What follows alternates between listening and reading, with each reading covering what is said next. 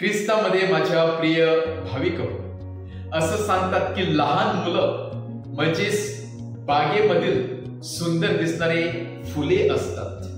लहान मुलं म्हणजेच परमेश्वराचं एक प्रतीक असतात. लहान मुलामुळे घराला खरोखरच शोभा आलेली असते. ज्या कुटुंबामध्ये परिवारामध्ये लहान मुले असतात ते कुटुंब किती भरलेलं वाटत असते. ते परिवार किती आनंदी असते. आजूबाजूचा परिसर या लहान मुलांच्या बागडण्यामुळे, खेळण्यामुळे, धावण्यामुळे, बोलण्यामुळे, हसण्यामुळे, रडण्यामुळे जणू काही भरभरून जात असतो, जणू काही एकदम भरून गेलेला असतो. परंतु जेव्हा हेच लहान मुले ऍबसेंट असतात तेव्हा मात्र घर किती खाली होत असते, परिसर किती शांत झालेला असतो. त्याचप्रमाणे प्रभू येशू ख्रिस्ताला देखील त्याच्या जीवनामध्ये या लहान मुलांना जवळ करण्याचा मोह आवडता आला नाही. या लहान मुलांसाठी प्रभू येशूच्या हृदयामध्ये विशेष अशी जागा होती. एवढी विशेष जागा होती की लहान मुलांना जवळ करून प्रभू येशू ख्रिस्त स्वर्गाचं राज्य त्यांच्या हातामध्ये सोपवित आहे. लोकांना सांगत आहे की स्वर्गाचं राज्य म्हणजे या लहान मुलाप्रमाणे आहे. म्हणजे अनेक विद्वान लोकांपेक्षाही प्रभू येशू ख्रिस्ताने लहान मुलांना महत्वाचं स्थान दिलेलं आहे. त्या मागचं कारण काय आहे? कारण लहान मुलं हे नेहमी आनंदित असतात. प्रत्येक क्षण ते आनंदाने जगण्याचा प्रयत्न करत असतात. त्यांना टेन्शन ठाऊक नसतं, त्यांना येणारा भविष्यकाळ ठाऊक नसतो किंवा जो पास्ट आहे, भूतकाळ आहे त्याच्याविषयी ते देखील चिंता करत नसतात. परंतु प्रत्येक क्षण ते किती आनंदाने घालवण्याचा, राहण्याचा प्रयत्न करत असतात, नाचण्याचा व बागडण्याचा प्रयत्न करत असतात. आणि म्हणून प्रभू येशू ख्रिस्त सांगत आहे हे लहानपण आज मनुष्य हरवून गेलेला आहे. मनुष्य त्याच्या जीवनाचा जो प्रेझेंट मुमेंट आहे, जो वर्तमान काळ आहे, तो कसा जगायचा ते विसरून गेलेला आहे. टेन्शनमुळे, कामामुळे, स्वतःच्या व्यसनामुळे, स्वतःच्या स्वार्थीपणामुळे आज मनुष्य वर्तमान काळामध्ये जगत नसतो, तर तो भूतकाळामध्ये जगत असतो आणि भविष्याची चिंता करत असतो. आणि म्हणूनच आज प्रभू येशू ख्रिस्त मुद्दामून आपल्या समोर या लहान बाळाचं उदाहरण ठेवून आपल्या सर्वांना आपल्यामध्ये जे लपलेलं लहान बालपण आहे ते बाहेर काढण्यासाठी पाचारण करत आहे व आपल्या जीवनामध्ये येणारा प्रत्येक क्षण या लहान बालकाप्रमाणे आपण एन्जॉय करावा, या लहान बालकाप्रमाणे आपण त्याचा उपभोग घ्यावा म्हणून परमेश्वर आपल्याला पाचारण करत आहे. आणि म्हणून प्रभू येशू ख्रिस्त सांगत आहे की लहान बाळाप्रमाणे तुम्हाला होता आलं पाहिजे, कारण स्वर्गाचं राज्य त्यांचं आहे. स्वर्गाचं राज्य लहान मुलांप्रमाणे परमेश्वराने त्याची तुलना लहान मुलाशी केलेली आहे. कारण लहान मुलांच्या जीवनामध्ये पाहिलं तर पहा, ते निरागस असतात. त्यांच्यामध्ये कधीच द्वेषाची भावना नसते, त्यांच्यामध्ये कधीच कपट नसते.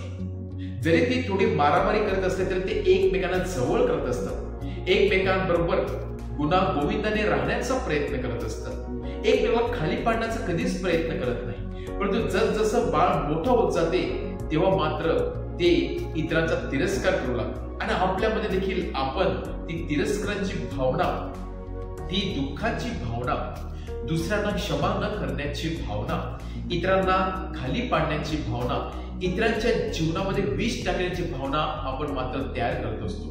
परंतु ते लहान बाळांच्या जीवनामध्ये नसते.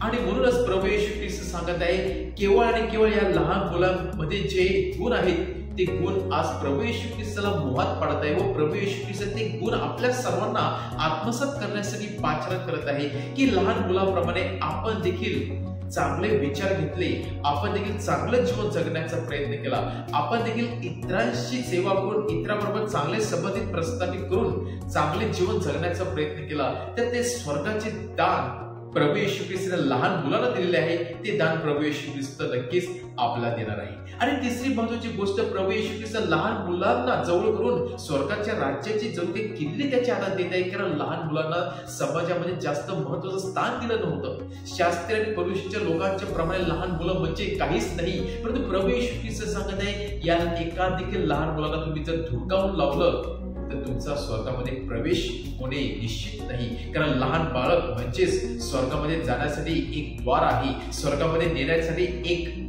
आपल्यासाठी रस्ता आहे, मार्ग आहे. तोच आपला स्वर्गासाठी मार्ग दाखवू शकतो. आणि म्हणून लहान मुलं म्हणजे देवदूताप्रमाणे असतात. आणि म्हणून प्रभू येशू ख्रिस्त सांगत आहे, आपल्या जीवनामध्ये देखील आपण प्रत्येक क्षण लहान बाळकाप्रमाणे जगायला शिकलो पाहिजे.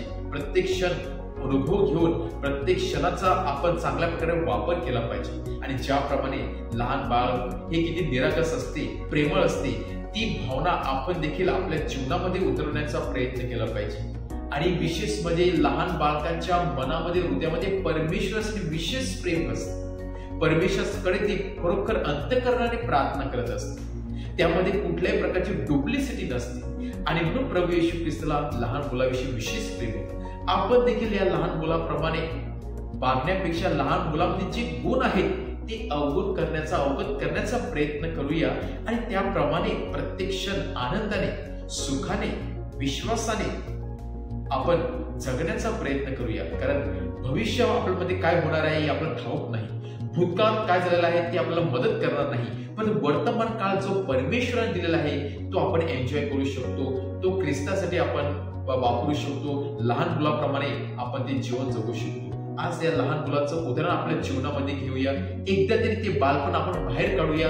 आनंदाने, मुक्तपणे जीवन जगण्याचा प्रयत्न करूया. आणि नक्कीच प्रभू येशू ख्रिस्त प्रत्येक वेळेला आपल्यामधील बालपण आपल्याला बाहेर काढण्यासाठी नक्कीच कृपा व शक्ती देणार आहे. आणि आपल्या चेहऱ्यावरती ते आनंद, ते चैतन्य, ते सौंदर्य, ती प्रसन्नता नेहमीच लहान मुलाप्रमाणे आपल्या जीवनावरती, आपल्या चेहऱ्यावरती टिकवून ठेवणार आहे.